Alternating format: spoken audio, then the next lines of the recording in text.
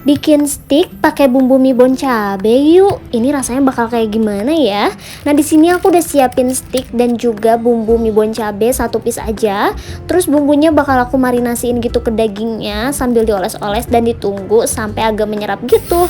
Kalau udah menyerap, sekarang mau aku masak. Di atas pan yang sebelumnya udah aku panasin, tinggal matiin kompornya. Kalau udah dibalik, nyalain lagi kompornya dalam keadaan api kecil ya, supaya matangnya itu jadi medium rare gini. Nah, ini hasilnya seriusan aku udah coba langsung dan rasanya enak banget. Kalian boleh langsung cobain di rumah. Buat resep yang kedua, di sini aku bakal bikin resep buat yang lagi nggak diet. Bahannya simpel, cukup pakai bawang daun, sosis dan juga bawang bombay.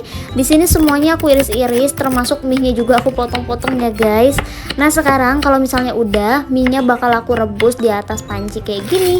Kita masukin semua mie yang udah kita potong-potong tadi, terus kita masukin secukupnya air. Setelah itu kita tunggu sampai agak matang. Kalau udah matang, sekarang mie-nya bakal aku masukin ke dalam tempat yang lebih besar guys. Karena nggak ada tempatnya, jadi aku pakai panci kayak gini. Tinggal masukin bawang daun, terus juga aku tambahin sekitar 4 butir telur ayam ke dalam mie-nya. Nah, setelah itu kalau semua bahannya udah masuk, kita masukin juga bumbu mie.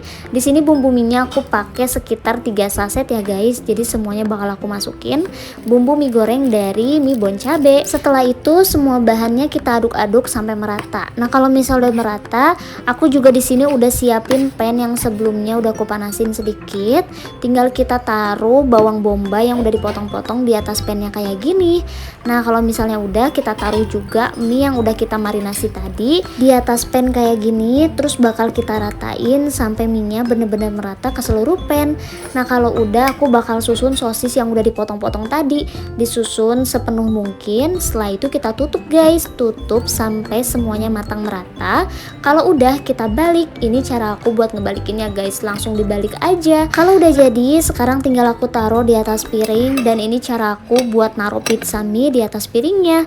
Nah, sekarang buat tahap selanjutnya aku bakal kasih saus. Di sini sausnya aku kasih saus pedas, saus tomat dan juga mayones di atasnya. Buat toppingnya kayak saus dan juga sosis itu kalian bisa variasikan sesuai dengan selera kalian ya.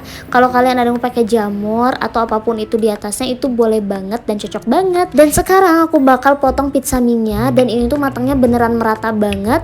Kalian bisa lihat hasilnya selain cantik, tapi rasanya juga enak banget. Cobain deh pizza mie dari mie bon cabe. Ini resep simple yang cocok banget buat kalian yang bosen makan mie goreng. Kalian bisa cobain resep ini. Dan juga kalau kalian lagi kumpul sama teman-teman, ini resep yang menurut aku recommended banget.